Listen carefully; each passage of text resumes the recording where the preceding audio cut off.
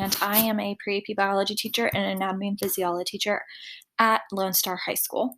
I started building your virtual anatomy and physiology course.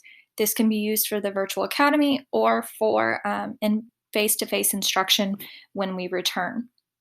So the district has set up a basic template for all Canvas courses for the virtual academy, so that way the students are used to seeing the same thing every time. For your purpose, you will have to go back and edit, and they'll probably talk about this in training, everything here. For what I'm going to talk about, everything is housed in modules. So you'll click on modules, and then you're going to scroll to the bottom.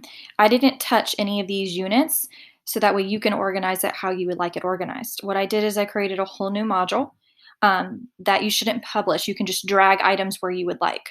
So first I have the virtual calendar that follows the scope and sequence. And then I created some different welcome activities. Use as you like, add more if you want. Most of them, when you click on them, have instructions. You can edit the instructions. Just make sure if it's a Google doc or slide or whatever it is that you make your own copy prior to editing. Then for lab safety, I created a Nearpod. There are specific step-by-step instructions for you to use the Nearpod. That's why it says don't publish. You will have to take this slide deck and upload it to your own Nearpod account. I didn't do that because then you wouldn't be able to use it for your students if it was in my account. And then you can set up an assignment with the new Nearpod from your account with your class code, so that way students can use it for self-paced, or you can use it for whole class instruction, up to you. So every Nearpod that I have in here, you will have to do that for. For orientation, I created a playlist called Ketchup, Mustard, and Pickles. There is a teacher guide for you for step-by-step instructions to help you with everything. Then I also created a discussion board here. Students oftentimes when they're in the academy, sometimes they don't want to ask questions in a live Zoom or Google Meet meeting. So I set up a question and answer segment for you as a teacher for students to post their questions. And then when you do a check-in, you can answer those questions for them. And that way they're all there in one spot for you. So I did that for every topic. Here's a Nearpod. This is just an additional resource. And then this is the playlist that students would see. So everything above here is up to you what you want displayed. Then everything, all the activities for ketchup, mustard, and pickles. And what ketchup means is just like ketchup, the students consuming information. Mustard is actually a must do. So these are the things the students have to do. And then pickles means picking. So they get to pick what they want to choose from. Feel free to add in more resources as you like. And then for language of anatomy, I created a tic-tac-toe board. Here's the teacher guide for that. Here is the discussion board for question and answers for students. And then here's the actual tic-tac-toe board for the students to see and where they submit their choices. I found that it's easier for students to submit all three of their choices for the tic-tac-toe board in one spot. That way you're not having to go through in the gradebook and seeing all their different submissions. It's just all there in the speed grader. For the assessment piece for orientation and language of anatomy, I just created this placeholder.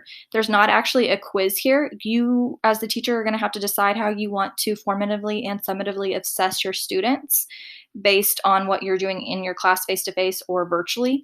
So I just created a placeholder for you. Then for chemistry, I created a 5E lesson. Here is the teacher guide for that. Here is the actual lesson for the students to choose from. The reason it's segmented out here is if they do a CK12 assignment, it's where they consume the information and then they practice. It has to be separate. I can't put it all together. So that's why you see 3 assignments set up there for them. And again, another formative assessment placeholder for chemistry. Cells and tissues, I'm still in the process of working on, but you're going to see everything here. I created a cell membrane menu challenge where they have to pick an appetizer, a main course, and a dessert. There's also a Nearpod for them to use for their notes. For tissues, I am still thinking of either doing a hyperdoc or a flip book, but I will have that in here by the time you see this video. Digestive system. I last year had my kids go through the Big Chew. Here's the project instructions for them. There is a choice board on how they would like to complete that project. It gives them offline and online options, so that way you don't have to worry about technology issues for certain students. Again, here is the question and answer discussion board. Prior to them doing the project, it is best to probably pre-teach digestive system. So I set up CK12 activities to go through the whole system for you. So that way you don't have to create your own videos if you don't want to. So that is the course for you guys. If you have any questions throughout the year, you can email me at slaterk@friscoisd.com or .org. I don't know why I said .com. Anytime, and I can help you. I will be slowly adding to this through the year just to help you guys. So feel free to provide me feedback anytime, or if you have any questions. Again, if you want to edit anything, please make your own copy prior to editing, so that way it's standard for all teachers. And again, thank you for your time.